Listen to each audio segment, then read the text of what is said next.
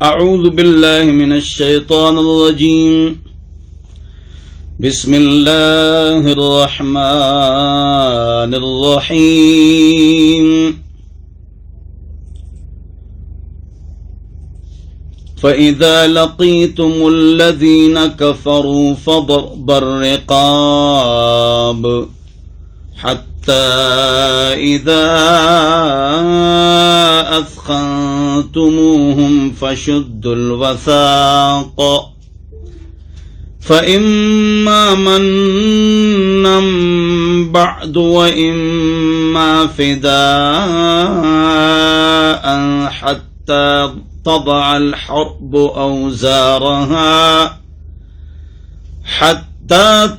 الحرب أوزارها ذلك ولو يشاء الله لانتصر منهم ولكن ليبلو بعضكم ببعض والذين قتلوا في سبيل الله فلن يضل أعمالهم سيهديهم ويصلح بالهم ويدخلهم الجنة عرفها لهم. میرے محترم اور مکرم بزرگوں، دوستوں اور ساتھیوں، اور میری قابل احترام ماں اور بہنوں، آپ حضرات کے سامنے ترتیب وار قرآن کی تفسیر کا درس چل رہا ہے. آپ حضرات غور شوق سے سنتے ہیں اور الحمدللہ 26واں پارہ حامیم چل رہا ہے. سورہ محمد شروع ہو چکی ہے. اللہ رب العزت مجھے اور آپ حضرات کو دین پر چلنے، اللہ کی بات سننے، اس پر عمل کرنے کی توفیق نصیب فرمائے.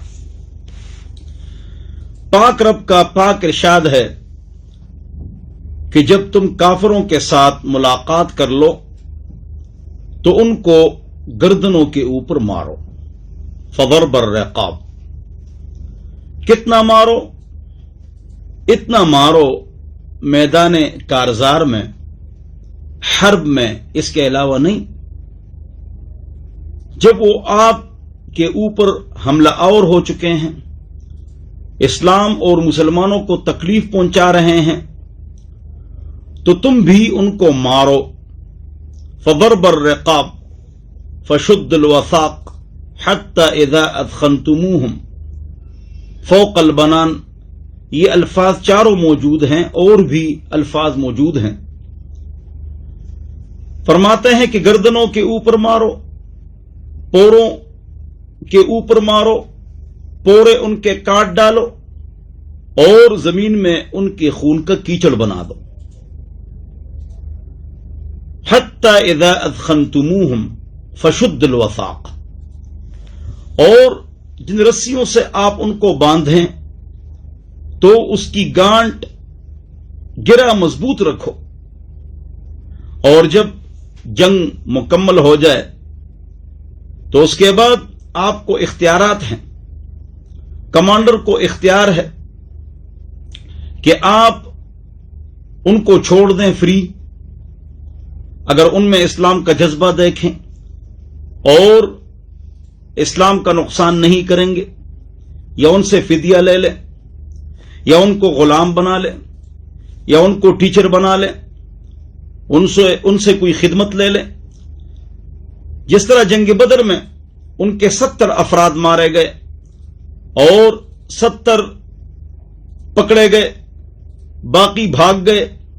مسلمانوں کو اللہ رب العزت نے باوجود قلت کے فتح عطا فرمائی. کافر عدد میں، تیاری میں، قوت میں برابر تھے اور پورے تھے اور تکڑے تھے ظاہری حالات میں، لیکن اللہ رب العزت نے ان کو شرک کی بنا پر شکست عطا فرمائی اور وہ ذلیل ہو گئے. اور پاک پیغمبر محمد پاک صلی اللہ علیہ وسلم نے فرمایا، نفلقها من رجال اعزة كانوا علينا عقا واظلما اسی طرح ہم کھوپڑیاں اڑاتے ہیں ان افراد کی کھوپڑیاں جو اسلام کے مخالف ہیں اور دیش گرد ہیں اور قتل و قتال کرتے ہیں، مسلمانوں کو نقصان پہنچاتے ہیں، ظالم ہیں، جابر ہیں، جن کی وجہ سے مسلمان مظلوم، مجبور، مقہور ہیں. ہم اس طرح ان کی کھوپڑیاں اڑاتے ہیں. تو شعر میں غلطی ہوئی. ابوبکر نے عرض کی یا رسول اللہ شعر آپ نے صحیح نہیں پڑھا. حضور اکرم صلی اللہ علیہ وسلم نے فرمایا میرے پاس وہی موجود ہے، مجھے شعر و شاعری کی ضرورت نہیں. وما علمنا الشعر وما ينبغي له. بہرحال اللہ رب العزت نے اس مدنی سورت میں، سورہ محمد میں، اس کو سورۃ القتال بھی کہتے ہیں، جہاد فار پیس، جہاد امن کے لیے ہوتا ہے. جس طرح جتنی بھی ممالک ہیں، سلطنتیں ہیں، آپ دیکھتے ہیں کہ ان کی فوج موجود ہے، انتظامیہ ہے، خارجہ اور داخلہ پالیسی ہے، اور پولیس ہے، جنگجو ہیں، اصول جنگ ہیں، پرنسپلز آف وار ہے. تو اس طرح اسلام ایک مذہب ہے، اور اسلام کی سلطنت ہوگی، حکومت ہوگی. تو جب سب کی فوج ہے تو ہماری بھی فوج ہوگی. جب سب کے اصول ہیں تو پاک رب کے پاک نبی اور پاک اللہ کے زبردست حکیمانہ اصول بھی ہوں گے، اور ان اصول تک کوئی نہیں پہنچ سکتا. آج سے 1500 سال پہلے حضور اکرم صلی اللہ علیہ وسلم نے کمانڈر کو وصیت کی اور فرمایا کہ جب آپ میدان کارزار میں جائیں، کفار کے ساتھ لڑنے کے لیے جائیں، تو آپ نے ان کے عالم کو قتل نہیں کرنا ہے، راہب کو قتل نہیں کرنا ہے، بوڑھے کو قتل نہیں کرنا ہے، بوڑھی کو قتل نہیں کرنا ہے، عورتوں کو قتل نہیں کرنا ہے، بچوں کو قتل نہیں کرنا ہے، غیر جنگجو لوگوں کو قتل نہیں کرنا ہے، شہریوں کو قتل نہیں کرنا ہے، ان کی املاک کو اور ان کے اموال کو آپ نے نقصان نہیں پہنچانا ہے، اور آپ نے امیر کی اطاعت کرنی ہے اور ان کی نافرمانی نہیں کرنی ہے. دیکھو یہ کیا ہے؟ یہ اسلامک پرنسپلز آف وار ہیں. اور آپ نے قیدیوں کو جو پکڑنا ہے ان کے کیا اصول ہیں، ضوابط ہیں، ایٹیکیٹس ہیں، پرنسپلز ہیں. پاک رب نے پاک کلام میں اور پاک نبی نے پاک احادیث میں ان کو بیان فرمایا ہے. چنانچہ خالد بن ولید رضی اللہ عنہ ایک علاقے کو فتح کرتے ہیں، اور ایک بہت بڑا قلعہ ہوتا ہے، اس میں ہزاروں لوگ ہوتے ہیں. اچانک فیصلہ ہوتا ہے کہ اس قلعے کو چھوڑنا ہے، یہاں پر مستقل رہنا یہ مشکل ہے. لہذا اس طرح کرتے ہیں کہ اس قلعے کو اسی طرح چھوڑ دیتے ہیں. اسلام کافروں پر ٹیکس رکھتا ہے، مسلمانوں سے زکوٰۃ لیتا ہے، اور اس سے سسٹم کو چلاتا ہے، اور 11 کام ہیں حکمران کے ذمے کہ وہ کرے گا. اور اس میں وَبِنَاءُ الْمَسَاجِدِ وَالْمَدَارِسِ وَالرَّبَاطَاتِ، مساجد، مدارس، اسکول، کالج، یونیورسٹی اور مسافر خانے، وَإِقَامَةُ الْحُدُودِ والقصاص، جو آدمی ظلم کرے اس کو سزا دینا ہے، جو قتل کرے اس کے لیے قصاص لینا ہے قاتل سے، مقتولوں کو خوش کرنا ہے اور دیت لینی ہے، اور حدود، ثغور، اس کی حفاظت کرنی ہے، اور سرحدات کی حفاظت کرنی ہے، اور وہ تزویج الصغائر، اور جتنے بھی سلطنت کے اندر غریب غربا ہیں ان کی اولاد ہے ان کی شادیاں کرانا، یہ حکمران کی ذمہ داری ہے. 1200 سال اس پر عمل ہوتا تھا. اب سستی آ گئی، کمزوری آ گئی. یورپ کے بعد ممالک، وہاں پر دودھ ملتا ہے بچوں کو حکومت کی طرف سے، اس پر لکھا ہوا ہے، آپ گوگل میں سرچ کر سکتے ہیں، اومیرین لا. یہ حضرت عمر رضی اللہ عنہ کی لا ہے، اور یہ ہم بچوں کو دودھ دیتے ہیں. تو اس میں ہمارے لیے بنیاد رکھنے والی شخصیت حضرت عمر رضی اللہ عنہ ہے.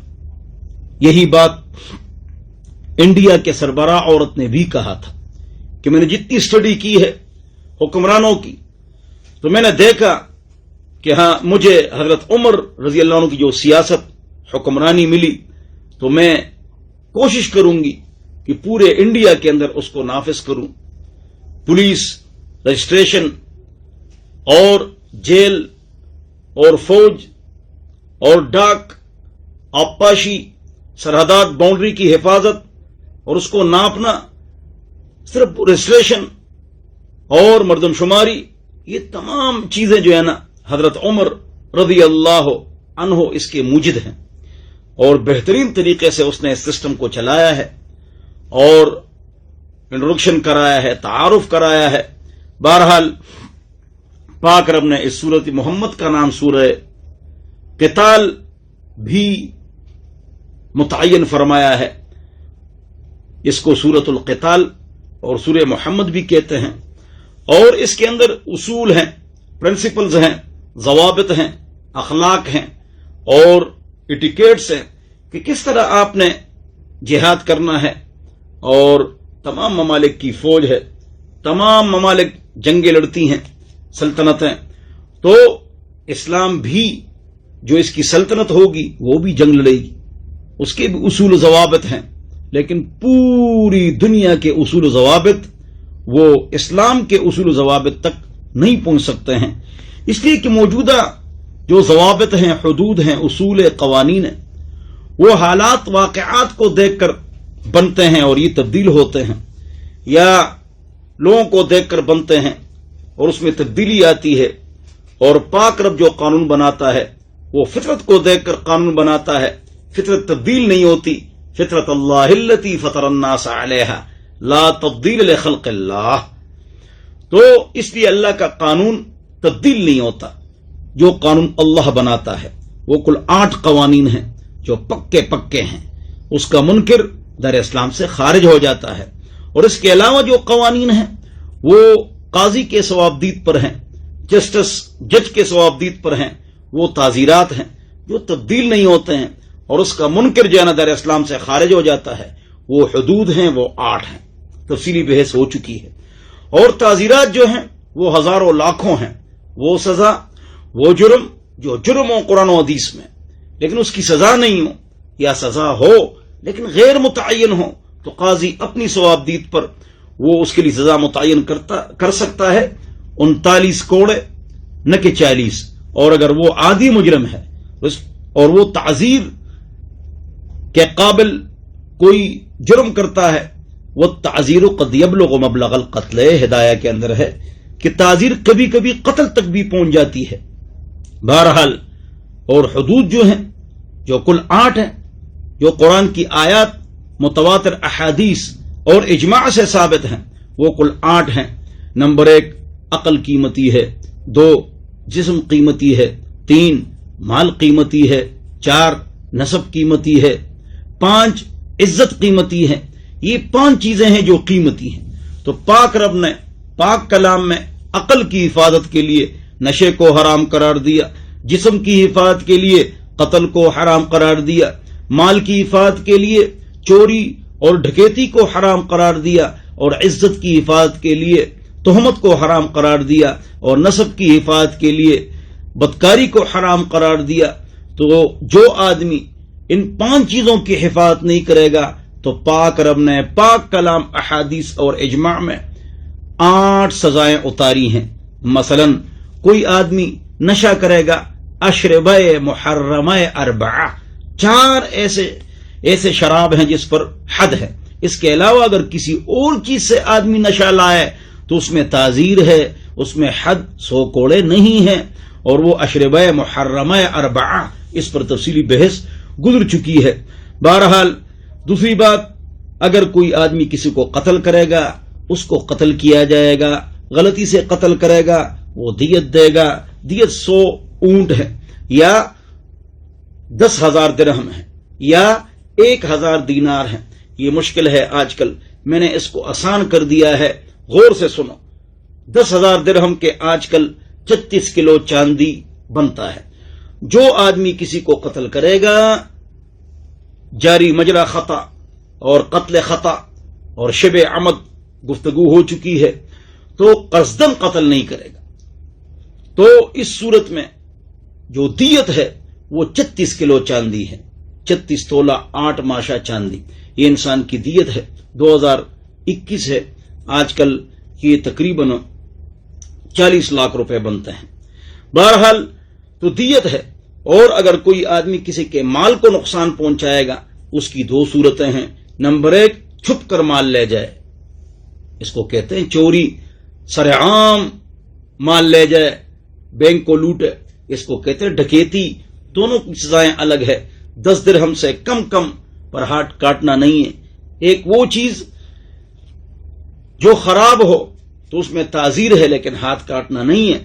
ہاتھ کاٹنا تب ہے کہ 10 درہم کی چیز ہو یا زائد اور وہ خراب نہ ہو، اس میں ہاتھ کاٹنا ہے. اور 1200 سال ہاتھ کٹتے تھے، 1200 سال ہاتھ کٹتے تھے. اور سعودیہ میں اب بھی کٹتے ہیں، افغانستان میں ابھی 6 سال کٹتے تھے. تو بہرحال یہ قرآن کا حکم ہے، السارق والسارقۃ فاقطعوا ایدیہما، چور اور چورنی کا ہاتھ کاٹو اور چوک میں کاٹو. وَلْيَشْهَدْ عَذَابَهُمَا طَائِفَةٌ مِّنَ الْمُؤْمِنِينَ، اور دل میں خفگی کا اظہار مت کرو. کیوں؟ قانون میں اخلاقیات نہیں چلتے ہیں ورنہ لوگ مجرم بن جائیں گے. اس لیے وَلَا تَأْخُذْكُمْ بِهِمَا رَأْفَةٌ فِي دِينِ اللَّهِ، سزا سر عام، سزا پر دل میں خفگی کا اظہار نہیں. دونوں باتیں قرآن میں ہیں، قرآن کے اندر موجود ہے. سبحان اللہ. تو ڈکیتی کی سزا ہے کہ ایک آدمی ڈھاکہ ڈالے، قتل بھی کرے، مال بھی لے جائے اور لوگوں کو خوف میں بھی مبتلا کرے. تو سر عام 3 یا 7 دن چوک میں اس کو لٹکایا جائے گا، چوک میں ہاتھ کاٹا جائے گا. ان سزاؤں کو ظالمانہ کہنا کفر ہے. یہ حکیمانہ سزائیں ہیں. اور جو لوگ اس کو ظالمانہ سزائیں کہتے ہیں وہ اکثر چور ہی ہوتے ہیں اور چوری کرتے ہیں اور ملک کے خزانوں کو کھا چکے ہیں اور یہ ملک کے خزانے کھاتے ہیں. سب پر کیسز موجود ہیں.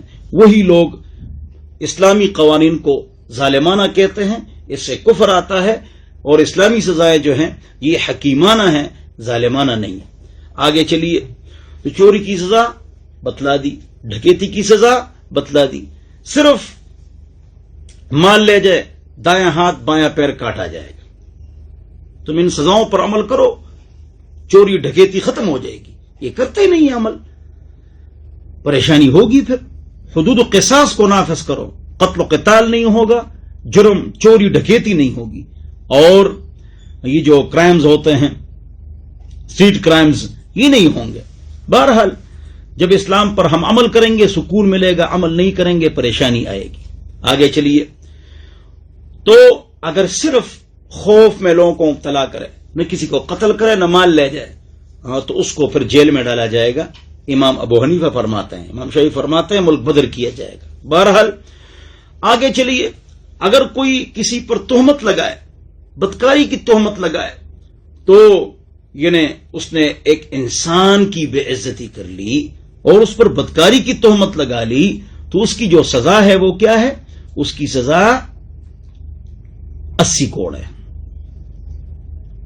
اور یہ شخص کے خلاف باتیں کرنا، ایک شخص اونچے ہیں، شخصیت ایک اونچی ہے، وہ محمد پاک ہیں، جو اس کی شان میں گستاخی کرے گا تو حکومت کی ذمہ داری ہے، فرد اور افراد نہیں. حکومت کی ذمہ داری ہے کہ وہ اس کو پہلے تحقیق کرے کہ پروپیگنڈا ہے اس آدمی کے خلاف کہ اس نے نبی علیہ السلام کی شان میں گستاخی کی ہے، تو پروپیگنڈا ہے یا کیا مسئلہ ہے. پہلے اس کی تحقیق کرے، پھر اس کے بعد اس آدمی کی عقل ٹھیک ہے یا نہیں ہے. بعض لوگ قرآن کی بے حرمتی کر لیتے ہیں، ان کو جلایا گیا، بعد میں اللہ رب العزت نے اس پورے گاؤں کو جلایا. آپ سمجھ گئے عقل مند کے لیے ایک اشارہ کافی ہے. جو قرآن کی توہین کرے لیکن وہ پاگل ہو تو اس کو تکلیف مت دو. ہم نے تکلیف دی تو کتنا بڑا نقصان ہوا. عقل مند کے لیے اشارہ کافی ہے. تو بہرحال جو نبی کی شان میں گستاخی کرے، پہلی بات حکومت سزا دے، 2 وہ تحقیق کرے، 3 گواہ افراد خبر لے لو، 4 سائیکاٹ ڈاکٹر اور نیرو فزیشین اس کے ذریعے سے ڈاکٹروں کے ذریعے سے اس کے ذہن کا مورال اور فکر اور دماغ اور سوچ اس کو دیکھا جائے. پاگل تو نہیں ہے، مسلمان ہے، مسلمانوں کے گھر میں پیدا ہوا ہے، وہ کیسے نبی علیہ السلام کو گالی دے سکتا ہے؟ یہ پاگل ہوگا. یا کس طرح نبوت کا دعویٰ کر سکتا ہے؟ وہ پاگل ہوگا. خدائی کا دعویٰ کر سکتا ہے، یہ تو پاگل ہوگا. 98% میرا مشاہدہ ہے کہ ایسے لوگ دماغی درست نہیں ہوتے ہیں، ان کی باتیں ٹھیک نہیں ہوتی ہیں. ہم ان کو سزا بھی دیتے ہیں، بعض افراد ان کو قتل کر لیتے ہیں. تو قاتل گناہگار ہے. یار تحقیق تو کرو. تو نفاذ حد کا حکومت کا کام ہے، افراد اور فرد کا کام نہیں. حکومت اس پر عمل نہ کرے اپنی کسی مجبوری کی وجہ سے یا عالمی اداروں کے دباؤ کی وجہ سے، تو آپ حضرات بھی ان کے ساتھ نرمی کا معاملہ فرمائیں. اس لیے کہ حکومت کی چابی آپ کے پاس نہیں ہے. اے اللہ والوں اور دینداروں، تو بعض اوقات کام بہت مشکل ہو جاتا ہے، تو حکومت کے ساتھ بھی آپ تعاون فرمائیں. بہرحال یہ ضروری بات ہے، اگرچہ سمجھنا اس کا مشکل ہوگا. اگلی بات یہ ہے کہ اگر کوئی کسی شخص پر تہمت لگائے تو بتا دیا، حضور اکرم صلی اللہ علیہ وسلم کی توہین کر دے تو وہ بھی بتا دیا کہ وہ واجب القتل ہے، لیکن تحقیق کے بعد، گواہوں کے بعد اور اس کے دماغ کی کیفیت کو کنٹرول کرنے کے بعد ڈاکٹروں کے ذریعے سے کہ بھئی یہ پاگل تو نہیں. یقیناً وہ اکثر پاگل ہوتے ہیں، ہم چیخیں مارتے ہیں کہ اس کو قتل کرو جی. بہرحال اگلی بات یہ ہے کہ اگر کوئی اللہ کی شان میں توہین کرے، ایک میں 3 سزائیں ہیں، مال والے میں 2 سزائیں ہیں، ڈکیتی الگ، چوری الگ، اور تہمت میں 3 سزائیں ہیں. انسان کی توہین، نبی کی توہین، اللہ کی توہین، اس میں 3 سزائیں، اس لیے کل 8 بنتی ہیں. میں نے کہا نا 5 چیزوں کی حفاظت لازم ہے. اللہ نے 5 چیزوں کو قیمتی بنایا ہے، تو 5 چیزوں کو حرام قرار دے کر ان 5 چیزوں کی حمایت کی ہے اور حفاظت کی ہے.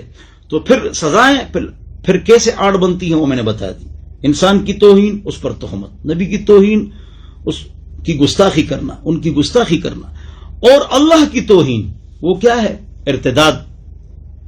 یہ جو حدود کو جس انداز سے میں پیش کر رہا ہوں، یہ بہت آسان انداز ہے، یہ کسی کتاب میں نہیں ہے. میں نے بہت اچھے انداز سے اس کو جمع کیا ہے کہ آدمی کو سمجھ میں بھی آ جاتا ہے اور یاد کرنے میں بھی آسانی ہوتی. حدود، تعزیرات. بہرحال اللہ کی توہین کیا ہے؟ ارتداد. آپ نے اللہ کو مانا، جی، اللہ کی شریعت کو مانا، جی، اب کہاں جا رہے ہو؟ وَمَن يَرْتَدِدْ مِنْكُمْ عَنْ دِينِهِ فَيَمُتْ فَهُوَ كَافِرٌ. وہ کافر ہے. پاک رب پاک کلام میں فرماتے ہیں